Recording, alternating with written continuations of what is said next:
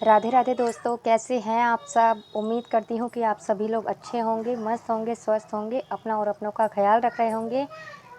दोस्तों, कभी कभी भक्त जो होते हैं भगवान की ऐसी परीक्षा लेते हैं, उनसे ऐसा कुछ मांग लेते हैं कि भगवान भी एक तरह से कंफ्यूज हो जाते हैं। वो भी सोचने लगते हैं कि भक्त ने मुझसे क्या मांग लिया, और मजबूरी में आके भगवान को उन्हें देना ही पड़ता है। तो ऐसे ही मैं आपको एक ये आज की कहानी सुनाने वाली हूँ गणेश जी की। कहते हैं गणेश जी विघ्नहर्ता होते हैं। इन्हें गणपति भी बोला जाता है, विनायक भी बोला जाता है। और कहते हैं जहाँ ये विराजते हैं उनके साथ उनकी दोनों पत्नियां भी, रिद्धि और सिद्धि भी विराजती हैं, और साथ ही इनके दोनों बेटे शुभ लाभ भी वहीं विराजमान होते हैं जहाँ गणपति जी होते हैं। तो गणपति जी को ठग लेती है। दोस्तों, एक अंधी बुढ़िया होती है जो कि निस्वार्थ गणेश जी की भक्ति करती है, दिन रात गणेश जी की सेवा करती रहती है, बिना कुछ सोचे बिना कुछ समझे उनकी निस्वार्थ उनकी भक्ति करती है, सेवा करती रहती है, भक्ति में लीन रहती है। दिखाई कुछ नहीं देता उसे, अंधी होती है, लेकिन फिर भी वो गणेश जी की हमेशा पूजा करती रहती है, दिन रात उनके व्रत रखती है, पूजा करती है। तो ऐसे ही चलता रहता है और गणेश जी से कभी कुछ नहीं मांगती कि मुझे कुछ चाहिए। तो गणपति जी जो होते हैं, भगवान जो होते हैं, वो ये सोचते हैं कि ये जो माँ है, ये जो माई है, मेरी इतनी पूजा करती है, निस्वार्थ मेरी भक्ति करती है, अब इसको इसकी भक्ति का फल मिलना चाहिए। तो एक दिन जो गणपति होते हैं वो बूढ़ी जो माई होती है उनके पास आते हैं और उनको बोलते हैं कि माई, मैं तुम मेरी निस्वार्थ भक्ति करती हो और बदले में तुमने मुझसे कभी कुछ नहीं मांगा, तो मैं तुम्हें उसका फल देने आया हूँ। तुम मुझसे कुछ भी मांग सकती हो, कुछ भी वरदान मांग सकती हो, मैं तुम्हें दे दूँगा। तो जो बूढ़ी माई होती है वो उससे बोलती है, गणेश जी से बोलती है कि मैंने कभी फल की कामना ही नहीं की, मैं तो बस निस्वार्थ अपनी भक्ति करती रहती हूँ, कभी मैंने मांगने का कुछ सोचा ही नहीं, मुझे तो मांगना ही नहीं आता। जब वो ये बोलती है तो फिर गणेश जी से बोलती है कि मुझे आप एक दिन का टाइम दीजिए, मैं इस बारे में अपने बहू और अपने बेटे से भी बात कर लूँगी, तभी मैं आपसे कुछ मांगूंगी। तो गणपति जी उस बुढ़िया को एक दिन का और टाइम दे देते हैं, अगले दिन आने का बोलकर वो अंतर्ध्यान हो जाते हैं, चले जाते हैं। अब जो बुढ़िया होती है वो घर पर जाती है। घर पर उसकी एक बहू होती है, बेटा होता है, और उनसे वो बात करती है, सलाह मशवरा करती है। तो जो बेटा होता है, बेटा कहता है कि माँ, तुम गणेश जी से बहुत सारी धन दौलत मांग लो, जिससे कि हमारे सारे संकट दूर हो जाएंगे, और जब हमारे पास पैसा होगा बहुत सारा तो हमारे सारे संकट दूर हो जाएंगे, हम लोग आराम से रहेंगे।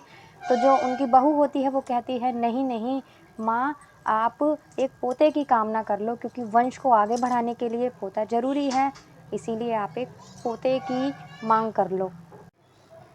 अब बूढ़ी माई दोनों की बातें सुनकर सोचती हैं कि पड़ोसन मेरी ज़्यादा मतलब अच्छी है और वो समझदार भी है, तो उससे बात करती हूँ, अपने पड़ोसियों से बात करती हूँ। तो पड़ोसन बहुत ज़्यादा समझदार होती है, तो वो पड़ोसियों के पास जाती है।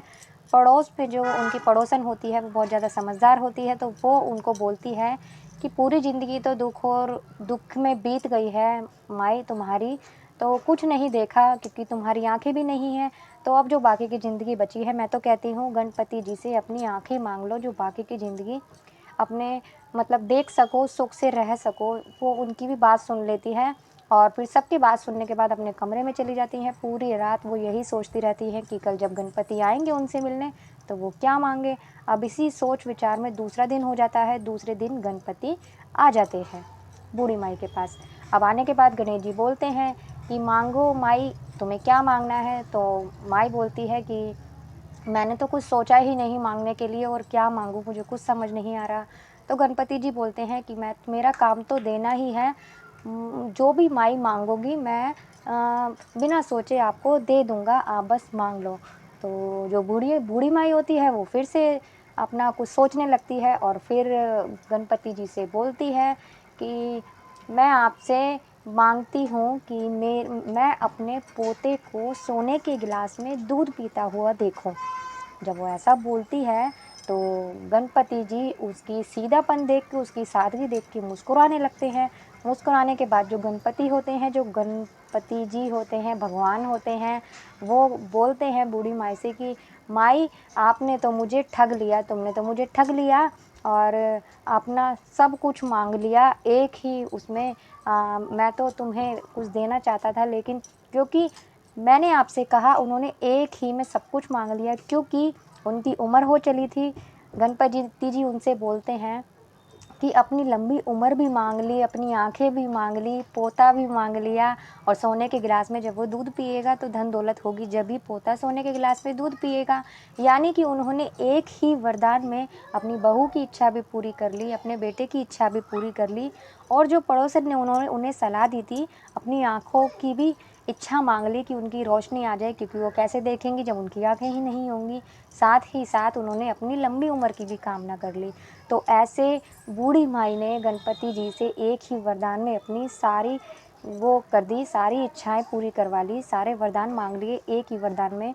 गणेश जी ने उनको तथास्तु कहकर अंतर्ध्यान हो गए।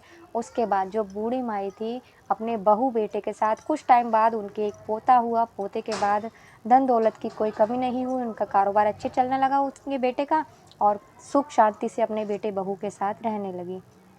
बोलो गणपति बप्पा की जय।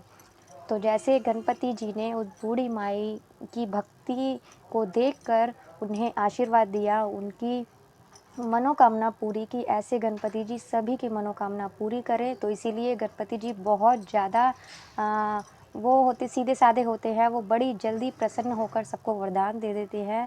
तो ऐसे ही गणपति जी सबसे प्रसन्न हो, सबकी भक्ति से प्रसन्न हो, और सबको ऐसे ही वरदान देते रहें, यही कामना करती हूँ।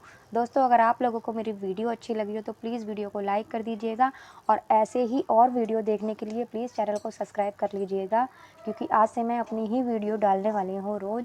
मेरी वीडियो रोज़ आपके पास आएगी। तो राधे राधे, जय श्री कृष्णा।